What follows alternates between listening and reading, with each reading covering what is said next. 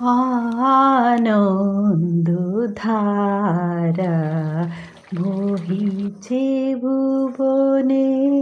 আমরা হোমমেকাররা সারাদিন রান্না করতে করতে, বাড়ির কাজ করতে করতে গুনগুন করতেই থাকি। সবাই কেমন আছেন? আশা করি ভালোই আছেন। অঞ্চল বিশেষে সবজি, মাছ যে কোনো জিনিসের নাম আলাদা আলাদা হয়। আমরা এই অঞ্চলের যারা, আমরা এটাকেই থুর বলি। এটাকে আমরা মোচা বলি না, আসলে আমাদের আঞ্চলিক ল্যাঙ্গুয়েজে এটাই থুর। থুরটাকে আজকে একটু মুইঠা করবো থুরে, তো তার জন্য বয়েল করে নিয়েছি একটু নুন দিয়ে। এবার আলুটা লাল লাল করে ভেজে তুলব। সারাদিনই একটু একটু গুনগুন না করলে হয় না, আর গান শুনে রান্না করার এটার মজাই আলাদা। সব কাজের জন্য একটা এনার্জি পাওয়া যায়। বেসন আর চালের গুঁড়ো আর কালো জিরা দিয়ে খুব ভালো করে থুরটাকে মেখে নিয়েছি। এবার মুইঠার আকার দিয়ে দিব।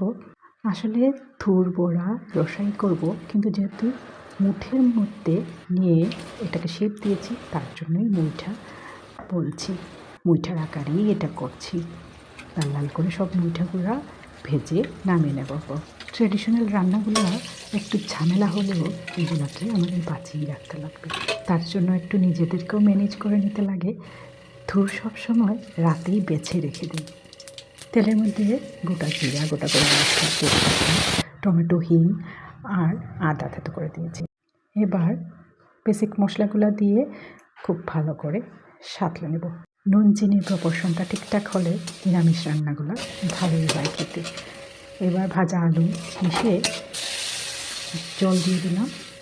ঝোলটা ফুটে উঠেছে, এইবার মুইঠাগুলো দিয়ে দিচ্ছি। একটু নেড়ে চেড়ে ঘি দিয়ে নামিয়ে নেব। আপনারা চাইলে গরম মশলা দিবেন। যেহেতু আমি নিরামিষ দিনে কেনা গরম মশলাগুলো দিই না, আমি গোটা গরম মশলাটা থেতো করে দিয়েছি, আর কিছু দেবো না। ঘি দিয়ে নামিয়ে নিলাম। এবার পুজোর জন্য আরেকটা নিরামিষ রান্না আপনাদের সাথে শেয়ার করলাম। কেমন লাগলো আপনাদের অবশ্যই কমেন্ট করে জানাবেন। আর ভিডিওগুলো যদি ভালো লাগে তাহলে পাশে থাকার অনুরোধ রইল। এই রান্নাগুলোকে বাঁচিয়ে রাখা খুব প্রয়োজন, না হলে পরের জেনারেশন আর কি পাবে আমাদের থেকে। এগুলাই ওদেরকে দিয়ে যেতে লাগবে। সবাই খুব খুব ভালো থাকবেন, সুস্থ থাকবেন। পরের ভিডিওতে আরও অনেক গল্প হবে। টাটা সবাইকে।